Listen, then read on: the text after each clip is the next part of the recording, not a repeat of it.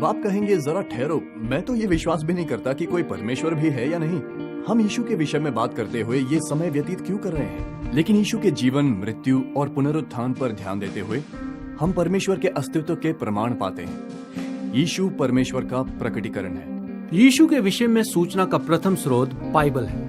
ये यीशु के जीवन के विषय में है, इसलिए इसकी हजारों करोड़ों प्रतियां बेची जा चुकी हैं और ये सबसे ज्यादा बिकने वाली रही है। बाइबल अनेक पुस्तकों का संकलन है जिन्हें 3000 वर्षों से अधिक समय के दौरान लिखा गया। इन पुस्तकों में से 4 पुस्तकें यीशु के जीवन के प्रत्यक्षदर्शियों द्वारा लिखी गई। हम इन्हें सुसमाचार कहते हैं और वे नया नियम का एक बड़ा हिस्सा है।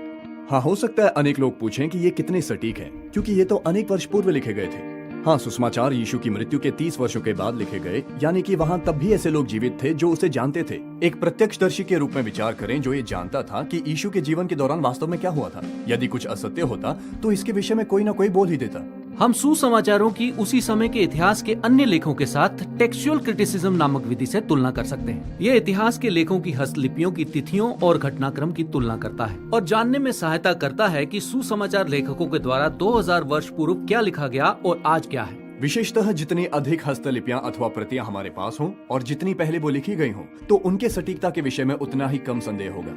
यदि आप उस समय के सबसे विश्वसनीय ऐतिहासिक लेखों के साथ सुसमाचारों की तुलना करें, तो बाइबल अल्प समय में सबसे अधिक प्रतियां रखने में अन्य लेखों के तुलना में सबसे आगे है। लेखों के आलोचकों में सबसे महान आलोचक FJA होट ने ये कहा, प्रमाणों की भिन्नता और भरपूरी में जिस पर यह आधारित है, नया नियम अन्य प्राचीन गद्य लेखों में सबसे पूर्ण है। इसलिए यीशु के जीवन के बारे में हमें बताने के लिए सुसमाचारों पर विश्वास किया जा सकता है। सुसमाचारों को पढ़ते हुए जिस प्रथम बात पर आपका ध्यान जाएगा वो ये है कि यीशु ने एक चमत्कारी जीवन जिया। वो पानी पर चले, हजारों लोगों को खिलाने के लिए भोजन की बढ़ोतरी की और रोगियों को ठीक किया।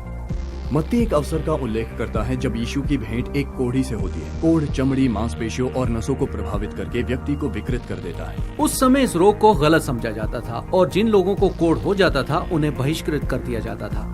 कोई भी उन्हें छूना या उनके पास जाना पसंद नहीं करता था। एक कोढ़ी यीशु के पास आया और उनके सामने घुटने टेक दी। उन्होंने मिन्नतें की उसे ठीक करने की, और यीशु ने बस अपना हाथ बढ़ाया, उसे छुआ और उसकी कोढ़ी गायब हो गई।